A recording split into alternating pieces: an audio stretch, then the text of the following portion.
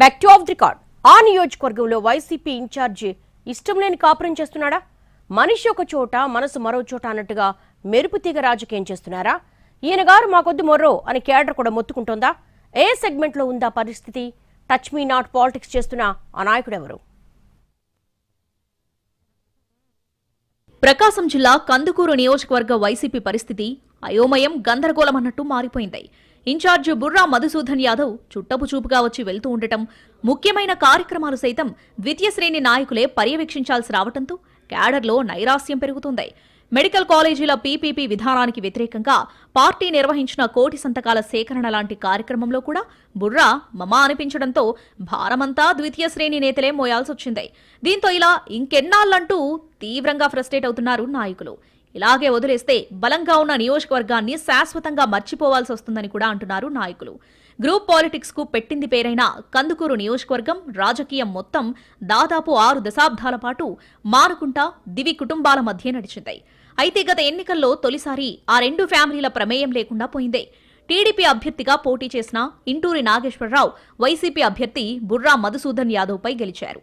ఎన్నికల టైంలో చేసిన మార్పుల్లో భాగంగా అప్పటి సిట్టింగ్ ఎమ్మెల్యే మారుకుంట మహిదర్ రెడ్డిని పక్కన పెట్టిన వైసీపీ అధిష్టానం కనిగిరి నుంచి బుర్రాను ఇంపోర్ట్ చేసింది. దీంతో ఎన్నికల ముందు నుంచే మహిదర్ రెడ్డి సహా ఆయన ప్రధాన అనుచరగణమంతా సైలెంట్ మోడ్లోకి వెళ్లిపోయింది. ఇక్కడ పార్టీ ఓటమికి అది కూడా ఒక కారణమంటారు.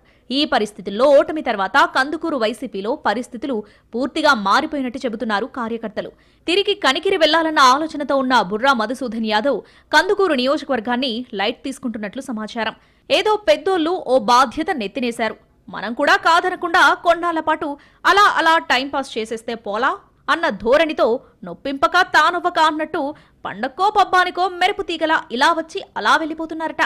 సరే, సార్ రాకపోతే పోయారు, కనీసం ఆఫీస్ ఖర్చుల కోసమైనా డబ్బులిస్తారా అంటే అదీ లేదంటున్నారు ద్వితీయ శ్రేణి నాయకులు.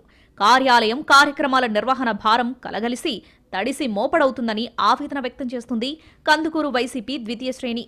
అదే సమయంలో మహిదర్ రెడ్డి కందుకూరులోని తన సొంత కార్యాలయానికి తరచూ వస్తూ అనుచరులకు అందుబాటులో ఉంటున్నా వైసీపీ వ్యవహారాలతో మాత్రం టచ్ మీ నాట్ అంటున్నారు. అసలాయన వైసీపీలో ఉన్నారా లేరా అన్న చర్చ సైతం జరుగుతుంది నియోజకవర్గంలో. 2029 ఎన్నికల్లో ఖచ్చితంగా కందుకూరు నుంచే పోటీ చేస్తానని సన్నిహితులతో చెబుతున్న మారుకుంట ఏ పార్టీ నుంచి అన్నది మాత్రం క్లారిటీ ఇవ్వడం లేదట. మరోవైపు గత ప్రభుత్వ హయాంలో కందుకూరు నియోజకవర్గాన్ని నెల్లూరు జిల్లాల్లో కలపటంపై స్థానికుల నుంచి తీవ్ర వ్యతిరేకత వచ్చింది. తాజాగా కూటమి ప్రభుత్వం తిరిగి ప్రకాశం జిల్లాలో కలిపింది. ఆ క్రమంలో ఈ ప్రాంతానికి కీలకమైన రామాయపట్నం పోర్టు కూడా ప్రకాశం జిల్లాలోకి వచ్చినట్లయింది. జిల్లా మార్పు, పోర్టు క్రెడిట్ను తమ ఖాతాలో వేసుకుని పట్టు తగ్గకుండా జాగ్రత్త పడుతుంది టీడీపీ. దీన్ని ఇలాగే కొనసాగిస్తే కందుకూరు తమ కంచుకోట అవుతుందన్నది తెలుగుదేశం నేతల అభిప్రాయం. ఇలాంటి టైంలో ఇన్ఛార్జ్ ఉన్నా లేనట్టుగా మారిపోవడం, కీలక నేత మహిదర్ రెడ్డి సైలెంట్ కావడంతో వైసీపీ క్యాడర్లో గందరగోళం పెరుగుతోంది. చేతులు కాలాక ఆకులు పట్టుకోవడం కంటే ముందుగానే మేల్కోవడం మంచిదంటూ అధిష్టానానికి విన్నవించుకుంటుంది క్యాడర్. కందుకూరు ఫ్యాన్ ఎప్పుడు గిరగిర తిరుగుతుందో చూడాలి మరి.